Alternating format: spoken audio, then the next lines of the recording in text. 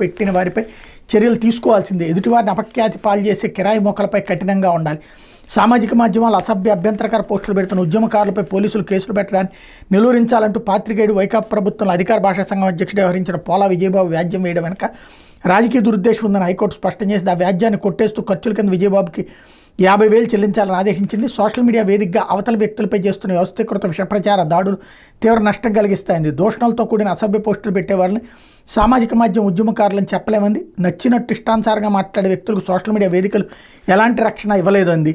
చట్టరీత్యా ఏదైతే నేరమో దాన్ని సోషల్ మీడియాలో చేసిన నేరమేనని తేల్చెప్పింది. అసభ్య అభ్యంతరకర పోస్టులు పెట్టిన వారిపై చట్ట ప్రకారం చర్యలు తీసుకోవాల్సిందని, ముఖ్యంగా అవతల వ్యక్తులను అపఖ్యాతి పాలు చేయడమే లక్ష్యంగా వ్యవహరించే కిరాయి మోకల విషయంలో కఠినంగా ఉండాలని, సోషల్ మీడియాలో ప్రభుత్వాన్ని విమర్శిస్తూ అభిప్రాయాలను వ్యక్తం చేసేవారికి మర్యాద లేకుండా అసభ్య పదజాలంతో ఎదుటి వ్యక్తులపై దాడికి దిగే వారికి మధ్య వ్యత్యాసం ఉందని నొక్కి చెప్పింది.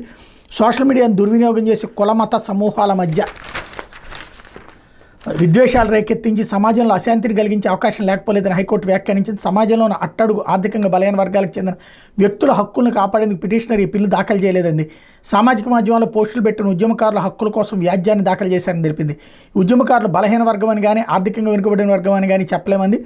పోలీస్ చర్యలపై అభ్యంతరం ఉంటే పోస్టులు పెట్టిన వారే చట్ట నిబంధనల మేరకు స్వయంగా పోరాడాలి తప్ప వారి తరపున మరొకరు బిల్లు దాఖలు చేయడానికి వీల్లేదని హైకోర్టు వ్యాఖ్యానించింది అన్నటువంటి వార్తని హైలైట్ చేశారు. అయితే లంచం ఇవ్వడం